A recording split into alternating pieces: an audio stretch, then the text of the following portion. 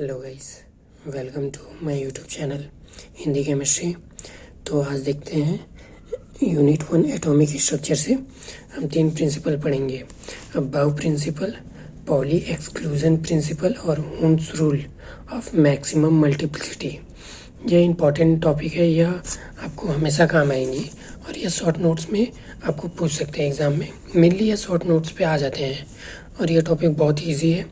तो चलिए स्टार्ट करते हैं। अबाव सिद्धांत, जो अबाव प्रिंसिपल होता है, n+n नियम। इस थ्योरी के अनुसार किसी परमाणु में इलेक्ट्रॉन के भरने की क्रम जाना जा सकता है। मतलब किसी भी जो परमाणु होते हैं उसमें हम किस प्रकार से इलेक्ट्रॉन भरते हैं उसी के बारे में हम अबाव प्रिंसिपल में पढ़ेंगे। ठीक है। इस थ्योरी का यूज़ इलेक्ट्रॉनिक कॉन्फ़िगरेशन निर्धारण करने के लिए किया जाता है। मतलब किसी भी जो मॉलिक्यूल रहेगा, अपना एटम रहेगा या एलिमेंट रहेगा, पीरियोडिक टेबल का कोई भी एलिमेंट उठा के देख लीजिए, उस एलिमेंट का हम कॉन्फ़िगरेशन मतलब इलेक्ट्रॉनिक विन्यास किस प्रकार से निकाल सकते हैं उसके बारे में भी हम अबाव प्रिंसिपल में देख सकते हैं। अब आगे, इलेक्ट्रॉन हमेशा कम ऊर्जा वाले ऑर्बिटल में पहले भरते हैं। मतलब इसमें यह कहते हैं कि जो इलेक्ट्रॉन होते हैं वह कम एनर्जी वाला जो ऑर्बिटल होता है उस पर पहले भरा जाता है। नेक्स्ट, SpDF अर्थात इलेक्ट्रॉन s ऑर्बिटल में पहले भरते हैं। मतलब s ऑर्बिटल इसमें कम एनर्जी वाला है तो इसमें इलेक्ट्रॉन पहले s ऑर्बिटल में भरा जाएगा, जो कि ऊपर वाला ऑप्शन में बताया मैंने कि जो भी इलेक्ट्रॉन हो गए वो कम एनर्जी वाले ऑर्बिटल में पहले भरते हैं। तो कम एनर्जी वाले ऑर्बिटल हमारे पास s ऑर्बिटल है तो सबसे पहले इलेक्ट्रॉन s ऑर्बिटल में भरे जाएंगे। तो उसी को इसमें बताया गया है। तो आगे देखते हैं, ये है इलेक्ट्रॉनिक विन्यास, इलेक्ट्रॉनिक कॉन्फ़िगरेशन। यह 1s 2s 2p 3s 3p 4s 3d। यहाँ तक तो आपको कॉमनली याद होना चाहिए, यह बहुत इंपॉर्टेंट होगा। 3d तक आप बहुत सारे एलिमेंट का आप निकाल सकते हैं। तो आप बेसिक्स के लिए कम से कम 3d तक आपको याद होनी चाहिए और आगे का भी आप याद रख सकते हैं अगर आपको याद होता है तो। लेकिन अभी के लिए आप 3d तक मतलब बहुत इंपॉर्टेंट है, 3d तक याद रहे आपको। अब आगे देखते हैं n+n नियम।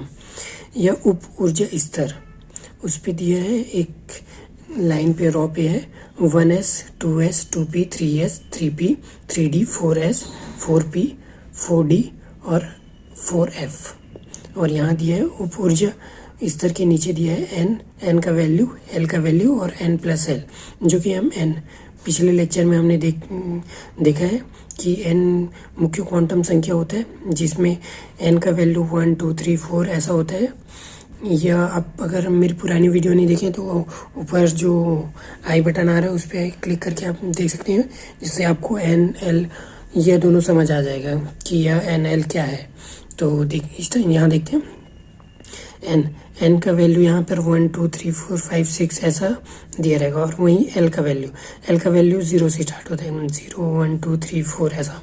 तो यहाँ पर 1s में n का वैल्यू 1 होगा और s का वैल्यू 0 होगा, क्योंकि s का वैल्यू जो l होता है जो कि द्विआंशी क्वांटम संख्या होता है उस पर s का वैल्यू 0 होगा।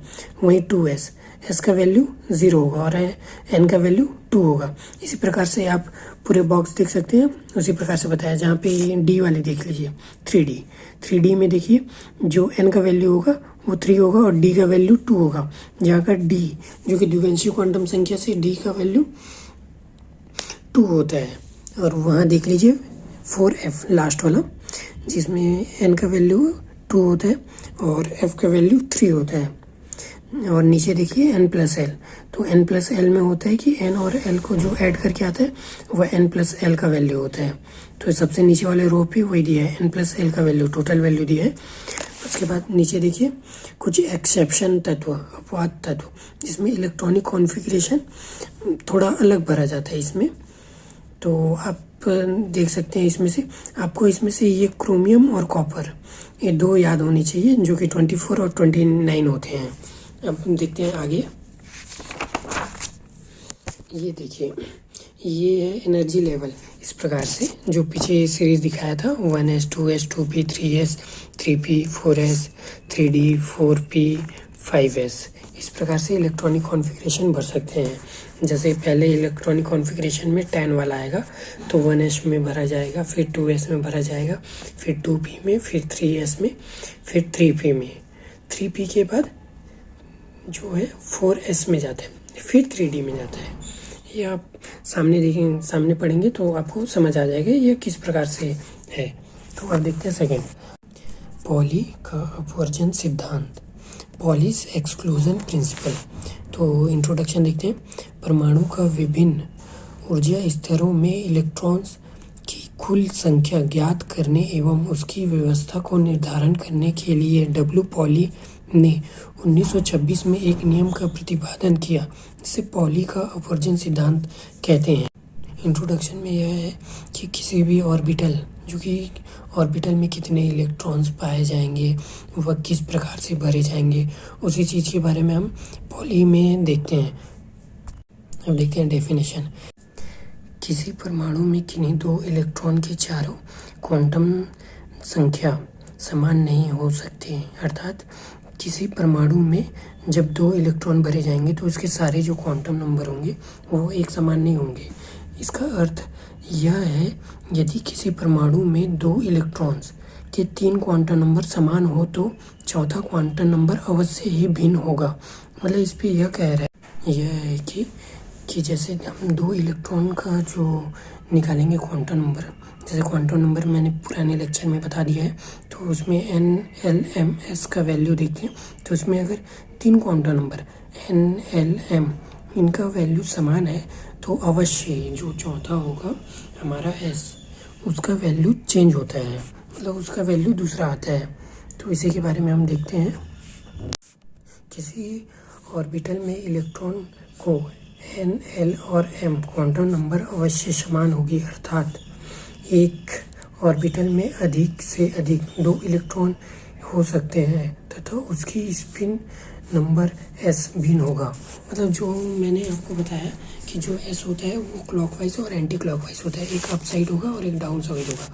उसी प्रकार से स्पिन क्वांटम नंबर फिल किया जाता है। अगर हम दोनों को सेम साइड रखते हैं, मतलब अप की साइड रखेंगे, तो उसमें भी जो क्वांटम नंबर होगा वो सेम आ जाएगा, जैसे +4 आएगा, जो कि गलत हो सकता है। इसी प्रकार से हम उस पर एक हम क्लॉकवाइज और एक एंटी क्लॉकवाइज, क्लॉकवाइज बोले तो ऊपर साइड एरो और एंटी क्लॉकवाइज बोले तो नीचे साइड एरो, इस प्रकार से इसकी फिलिंग कर सकते हैं। देखिए आगे देखिए, सब सेल और ऊर्जा स्तर, जो S होगा उस पर 2 इलेक्ट्रॉन होगा जो कि फिलिंग होगा, जो अप साइड है वो clockwise, down side anti clockwise. p orbital में 6 इलेक्ट्रॉन की फिलिंग होती है, जो कि 3 और सब सेल में होती है इलेक्ट्रॉन की फिलिंग, और d ऑर्बिटल में 10 इलेक्ट्रॉन्स की फिलिंग्स होती है, जो कि 5 सब सेल में 10 इलेक्ट्रॉन को फिलिंग किया जाता है। और जो F सब सेल होता है उसमें 7 सब सेल होते हैं, जिसमें हम 14 इलेक्ट्रॉन्स की फिलिंग्स किया जाता है। तो इस पे यह बताया पॉली ने कि किसी भी इलेक्ट्रॉन में जो फिलिंग होगा इलेक्ट्रॉन की, उसमें से जो क्वांटम नंबर होगा वो चारों का सेम नहीं होगा। अगर 3 सेम होता है तो चौथा हमेशा अलग ही होगा, जिसमें से स्पिन क्वांटम नंबर ही अलग होता है, जो कि क्लॉकवाइज और एंटी क्लॉकवाइज होता है। इसमें यही बताया है। अब लास्ट देखते हैं, हुंस का अधिकतम बहुलता का नियम, हुंस रूल ऑफ मैक्सिमम मल्टीप्लिसिटी। इसका देखते हैं डेफिनेशन। इस नियम के अनुसार समान ऊर्जा वाले ऑर्बिटल में इलेक्ट्रॉन्स का युग्मन, पेयरिंग, तभी होता है जब आने वाले इलेक्ट्रॉन के लिए कोई खाली ऑर्बिटल ना मिले। इसका यह कहना है कि जो भी इलेक्ट्रॉन की जो फिलिंग होगी वह पहले 1s में होगी, मतलब लोअर एनर्जी ऑर्बिटल में होगी, फिर 2s में होगी, फिर 2p में होगी। इसमें डायरेक्टली 1s को छोड़ के 2s में फिलिंग नहीं कर सकते हैं, यह गलत है। तो हुंस जो है उन्होंने यही बताया कि सबसे पहले फिलिंग लोअर एनर्जी में होगा, फिर higher energy, then higher energy, इस प्रकार से फिलिंग्स होती है। तो आज का लेक्चर हम यहीं तक रखते हैं, फिर आगे देखेंगे हम किस प्रकार से इलेक्ट्रॉनिक कॉन्फ़िगरेशन, किसी भी एलिमेंट का इलेक्ट्रॉनिक कॉन्फ़िगरेशन किस प्रकार से निकाल सकते हैं। तो आज के लिए यहीं तक का, धन्यवाद।